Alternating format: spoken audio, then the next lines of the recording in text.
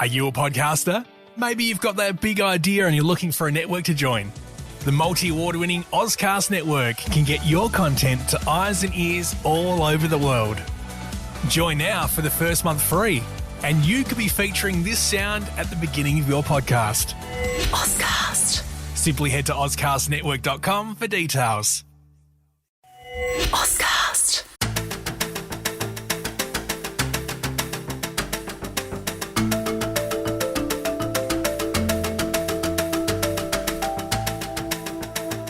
It can be lonely at the top.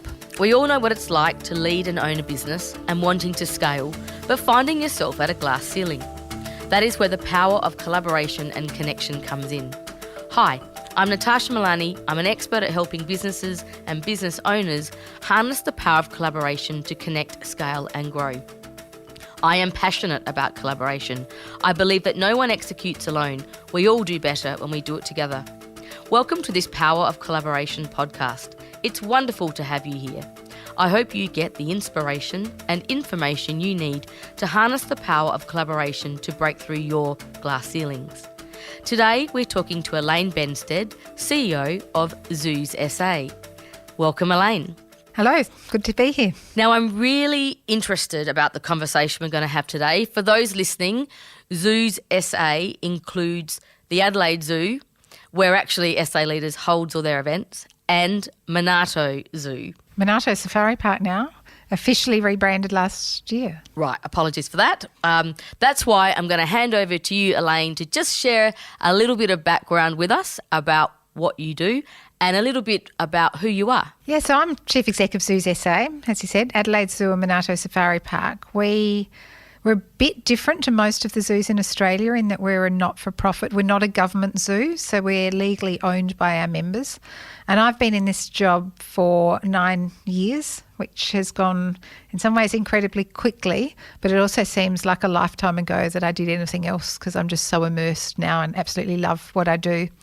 But it was my first job in the zoo industry, so I sort of leapt in to the chief exec's role after I was previously the chief executive of TAFE. So quite a career shift. I'm really curious to get to know more about Zoos SA as a business, and I'm sure there's a lot of diversity in terms of running this business. You've been quoted as saying it's your dream job, you have the best office, it's a beautiful environment. Just share with us a little bit of insight into the business. I know you talked about members already. One of your successes has been a huge increase in membership in your tenure. So just tell us about the business model a little bit. Yeah, well, certainly when I started, Natasha, and those people who are in South Australia might recall, the zoo was in quite a lot of financial difficulties. I started in 2012 and the zoo had been running at a deficit for many years, had a debt that wasn't being serviced, staff superannuation not being paid. It was not in a healthy position at all. And there was a whole range of reasons that led to that. There was a lot of discussion about pandas, but there was also a GFC. And as a non-government zoo, we're really quite reliant on some amazing corporate partners, donors, and supporters, and that all pretty much disappeared. So I started, I guess, from a business point of view, the zoo was in a really rocky place. There was talk of an administrator being appointed. And for me, I guess it was sort of fortuitous because in all of the years of history of the zoo, and the zoo was established in 1878, so it has a long history, all of the previous directors or chief executives had come more from the animal background. I obviously didn't, but the animal stuff was all still going really well. It was the business stuff that wasn't. And so that's why the board appointed me, and the first couple of years was just trying to turn around the financials. And part of that strategy was deliberately focusing on growing our membership base, because the bulk of our revenue comes from our day visitors and from our annual members. Your day visitors, you're always really vulnerable to weather. If you have bad weather during a long weekend, you don't recover from it. It's just that's the long, as we just had in the October long weekend. So it's dear in my heart.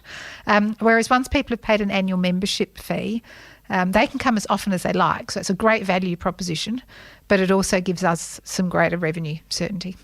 You can put me down for an annual membership. I think that's a great idea. There's also a fabulous promotion at the moment on our life membership. So you can actually buy someone a life membership. They can bring someone to the zoo with them every day for the rest of their life. And it is beautiful. I mean, it's a beautiful surrounding. It's educational. It's great for families. It ticks all those boxes. So for those listening, I do urge that you do check out a membership opportunity. Fabulous Christmas presents. Absolutely. Good timing, yes. So I'm curious, the business model, you mentioned that revenue comes from memberships. You talked about visitation. COVID must have impacted that considerably. Just talk us through what's been going on the last sort of 18 months plus in the zoo environment. Yeah. Okay, say no more. In a word. Isn't it amazing? In March 2019, our daughter was turning 30. She lives in London. So we went over to see her, have a family holiday, went to Portugal, managed to get back a couple of days before borders shut down, and then it was just chaos. And at the time, I think we all thought it might go for a couple of months.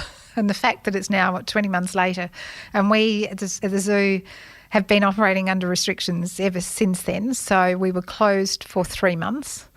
To put that in context, we opened the gates to the public in 1883. And in all the years since then, there'd only been one day ever that Adelaide Zoo was closed to the public. That was when somebody tried to blow up our ATM with some nasty chemicals.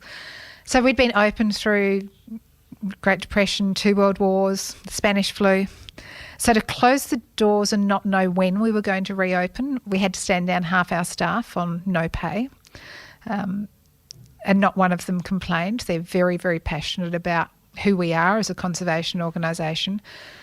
Half the staff kept coming to work. Obviously, our animal care had to continue. And I know I've talked to people, there's been so many industries that have done it really tough. Talked to someone who was running a restaurant and they said, God, all our revenue just dried up overnight. And I said, yep, know that feeling, so did ours. But we've still got to keep buying food. At least you can stop some of your expenses. Most of our expenditure continued because the animal care had to continue. So luckily for us, JobKeeper was announced, and so we could at least pass that on to the staff who were stood down on no pay and offset the salary of those who were continuing to work. And then when we reopened, I think, first off, it was on 20% capacity, then got up to 50% capacity on our daily visitor numbers, had a little brief window at 75% capacity in April and May this year, and then the July shutdown came and we're back on 50% capacity and still on 50%. And even sadly, when we get to the 23rd of November opening, we'll still be on 50% capacity. So yeah, revenue is hugely hit. The team have been amazing just trying to look at diversifying. So, last summer we were running twilight sessions. So we would do our normal day at the zoo, close for half an hour, do a clean, reopen the gates. The staff had to vote on an enterprise bargaining agreement amendment to allow us to do that, which they did with, I think it was a 96% yes vote. So the staff know it's just about driving revenue and keeping all expenditure to the bare essentials, really. There is some complexity and stress with that. How do you manage that in terms of the culture within your people of the organisation? Look, I think the bulk of it has been just through communication. So in the lead up to our closure, we were doing daily, we use a thing called Workplace. It's like a Facebook for work.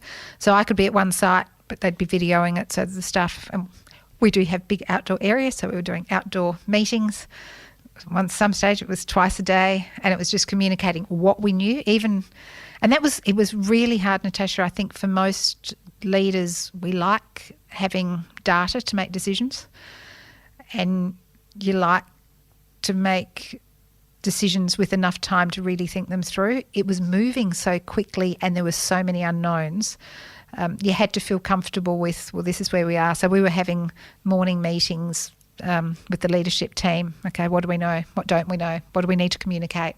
And then I'd stand on my soapbox, which was literally a soapbox, and just share the information that we had. And we're still doing that because there's just a ever-evolving impact, not just on staff, on visitors, things like COVID marshals, but also the impacts on conservation and animal transfers. We work as part of a collective and we move animals for breeding purposes. And I have had some very interesting conversations over the last 18 months, with a giraffe that's left Queensland and the borders shut with 20 minutes notice, and I've got a team of people with a giraffe and a trailer, and they've got to cross 3 states, and you've got to try and get approvals. There's been some interesting discussions. Did the giraffe make it? The giraffe had to go the long way, so it had about an extra 8 hours on the road. So luckily we had put in a 3rd staff member. We would normally only have 2 because they had a very long trip, but it did make it, as has a recent cheetah transfer. We've done border transfers where you literally push birds across the border so that our staff don't go across the border, because otherwise they have to quarantine when they get back. So it's innovation, flexibility, all of the above. Very interesting. You mentioned, and I acknowledge that as I said before, that there's a complexity in this business. You mentioned that you hadn't come out of the industry, which has bode you well with your business expertise and experience versus a technical background. And I find that most of our members within SA Leaders, they are technocrats. They are experts in their field of expertise, making their widget. And then they've got all these other business skills and decisions that they have to make and utilise. Tell us about your experience in getting the balance of that when you're running your organisation, choosing your team, setting that culture. Yeah, well, as I said, Natasha, the zoo has an amazing team of experts in animal care. I don't need to be an expert in animal care. However, I do need to know enough. And I use the example sometimes when I'm talking to others that, if I'm presented a set of financial statements and we've got to sign them off for the auditor, I know how to analyse them and I know what questions to ask the CFO and et cetera, et cetera. The same if our people and performance team put an enterprise bargaining strategy. Again, I've been involved in HR. I can go through and ask questions. So if my vet puts forward an animal health care plan, I need to know enough as to what questions to ask, but I don't need to be the vet. So it's that fine balance between a trust of your staff, but also enough knowledge so that you can continue setting direction and looking at continuous improvement.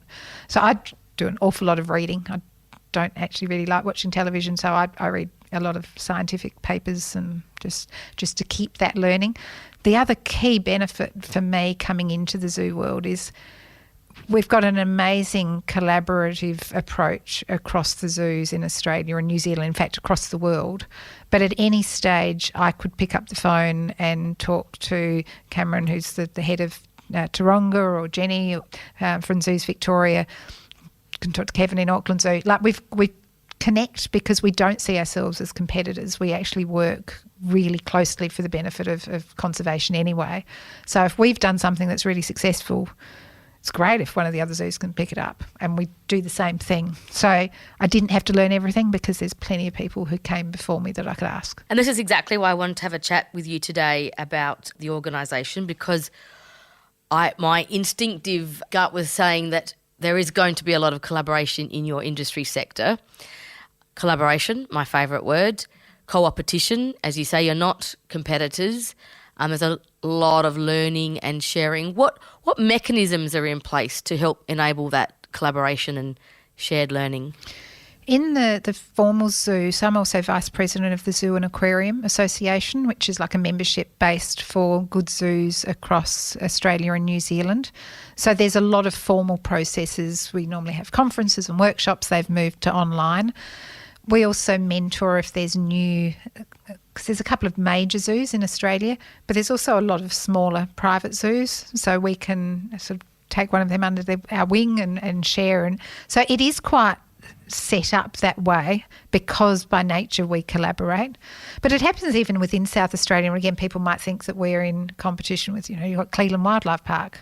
They've just fairly recently had a new director. So again, we talk and collaborate, even though some could see that we're competitors. I think that's such a feel-good story right there, and I think that everyone listening will be pleased to hear that that's how the industry operates here.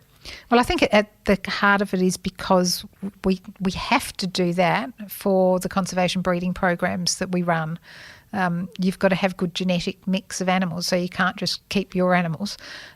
We've just recently, early this year, sadly had to euthanise our female tiger because she had tumours. And Sumatran tigers, there's estimated about 400 left in the wild. Like, they are really critically endangered. We've got a fabulous male who came over a couple of years ago from New Zealand, was with our breeding female. Sadly, she had a tumour. So we've got a magnificent male.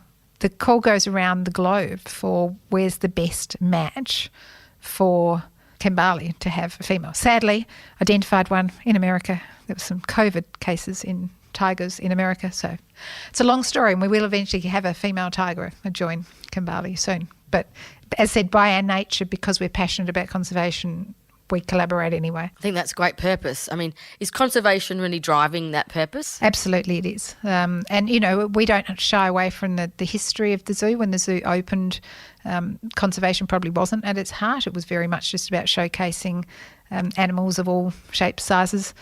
But now very much what we do is based around conservation. We just happen to make our money that allows us to do that through being a sort of entertainment and tourism destination, but that's so that we can do conservation work, both in Australia and overseas. Fantastic. It seems like the industry's almost matured. There's a maturity of thinking. Absolutely. And perhaps because the need has become so much more, sadly. I find even, you know, fashion industry, or there's a shift in our thinking globally, I'd like to think anyway. We'd like to think, but you know, if you use fashion as an example, people are still buying a lot of very cheap product, which is probably being made in sweatshops, and then they're disposing of the clothes very, very quickly, which goes to landfill. So, yeah, I think that was shifting, but we've got a long way to go. And talk about in collaboration in terms of the business side. Can you give us some case studies or examples? Yeah, so again, even from a business side and certainly from a tourism perspective. So recently people might know the new Bridgeport Hotel opened up Murray Bridge, a big new redevelopment, and we're building a hotel at Monarto. And again, some people instantly think, oh, don't you see you're going to be in competition? Well, not at all. We've been working really closely with Mary Lou Corcoran and then her team at the Bridgeport, so that when they're running conferences, they will then run day trips to Monarto. The more you can give people a reason to go to a region and spend longer in the region, we'll all be better off. So we tend to try and look at partnering wherever we can. We had the Tourism Awards last week, which was fabulous. I was sitting next to... you did very well there. Congratulations. Thank you. Just thought I'd get the plug in. We're still celebrating. But I was sitting next to the operators of Haunted Horizons, which is a local company I'm sure many people know. They've run the tours in Z Ward and Adelaide Jail. As we were looking to try and drive revenue when we weren't able to bring day visitors in, we now run Haunted Horizons ghost tours at Adelaide Zoo. Again, a fabulous collaboration. They're really using our site and their expertise in running ghost tours. So there's lots of those examples around the place. Fantastic. What about in terms of businesses or organisations? Have you got any great case studies? Oh, look, we work closely with so many good South Australian organisations. Variety, the children's charity, they helped us build the Nature's Playground, a really lovely collaboration. And now we're currently working with the Royal Society for the Blind to see whether it's possible for people to come and visit the zoo with their assistance dog. Currently we don't allow that because of, and that was based on earlier advice, we're a biosecure area, but also we want to make sure that the welfare of our animals and also the dogs themselves isn't put at risk. So, yeah, we've had a couple of training sessions where the RSB staff bring a dog or two dogs in and walk around with some of our staff, and we video how the dogs react and also how our animals react to see if we can map out a pathway or a route that would be considered safe for our animals and their dogs. Thank you. A great story there. Actually, my favourite one I could give you, though, is about gin. Oh, please explain. Gin and rhinos. Oh. How can they go together? Got my attention. The wonderful Ambleside distillery at Hahndorf have been supporters of the zoo and particularly our rhino conservation program. And we've been doing gala dinners to raise money to build our quarantine facility to bring rhinos over from Africa. And I was chatting to Trudy after one of the gala dinners. She said, I'm sure there's more we can do. And I said, well, you're running a distillery. I'm sure there's something there.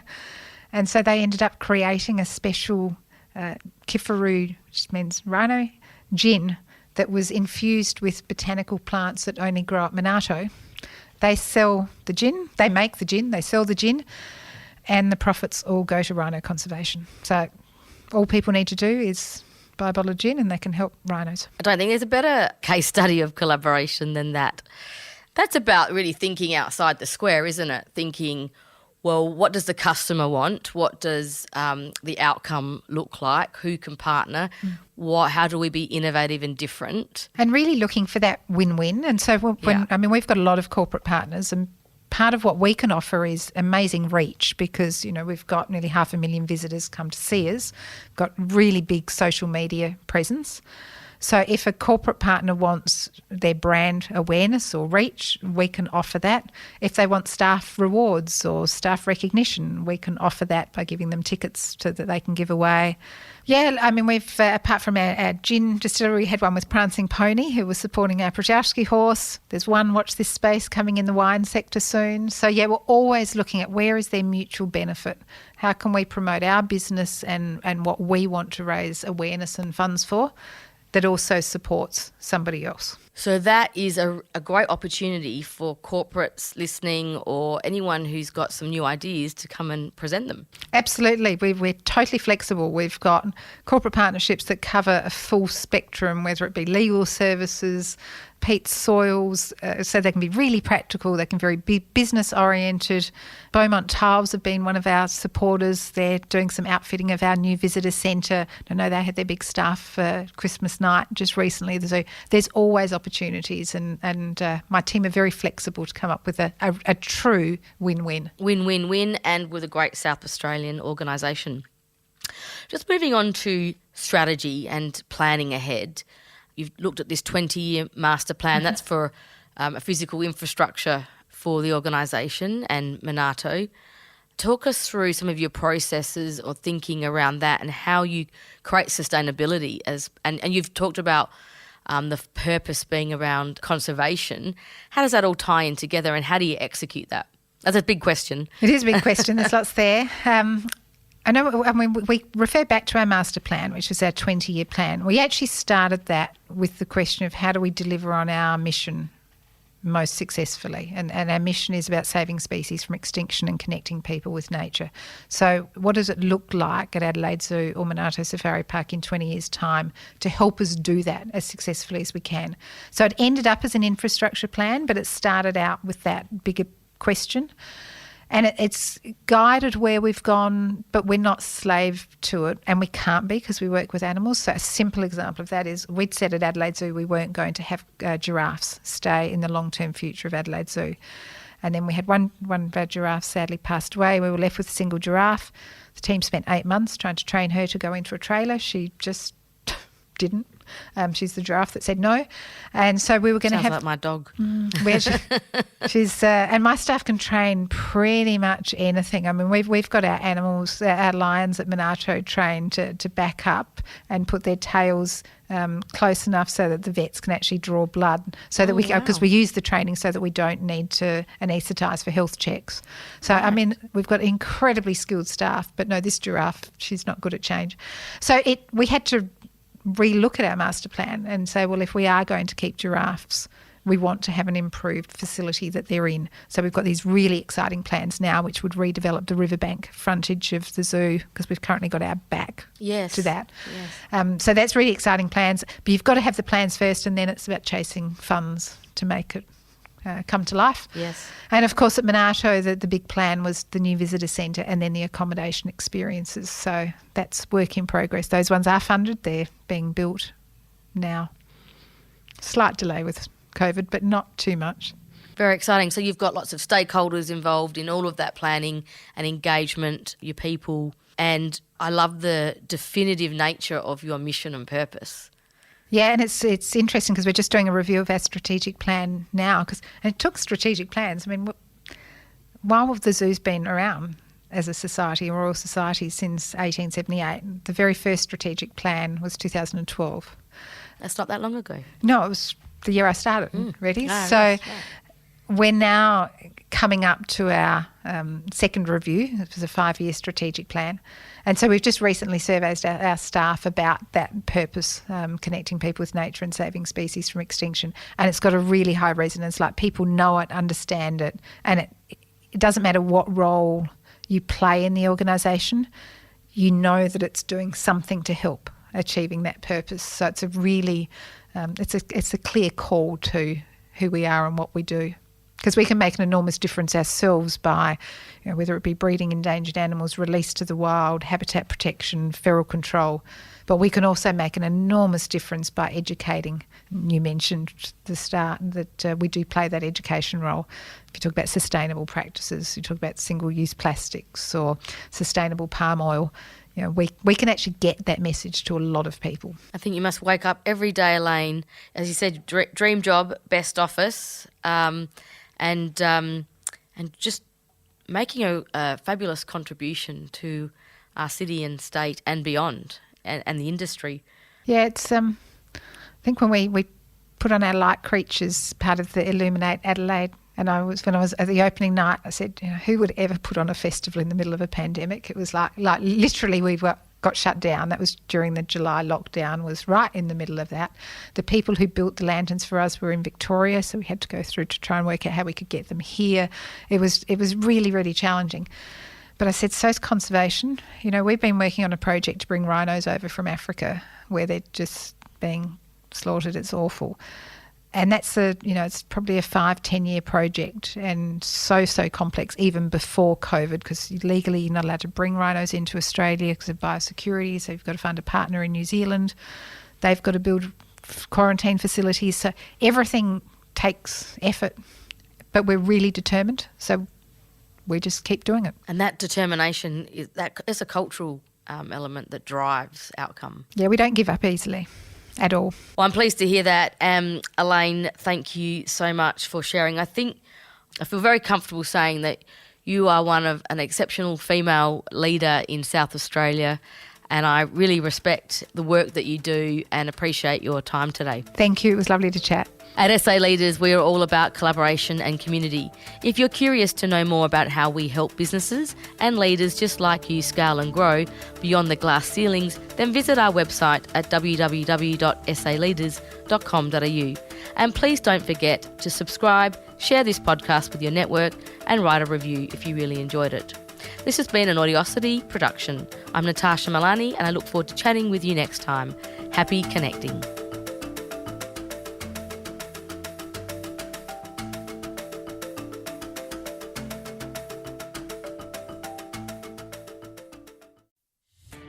Are you a podcaster?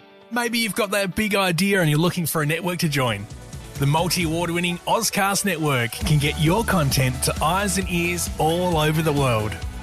Join now for the first month free, and you could be featuring this sound at the beginning of your podcast.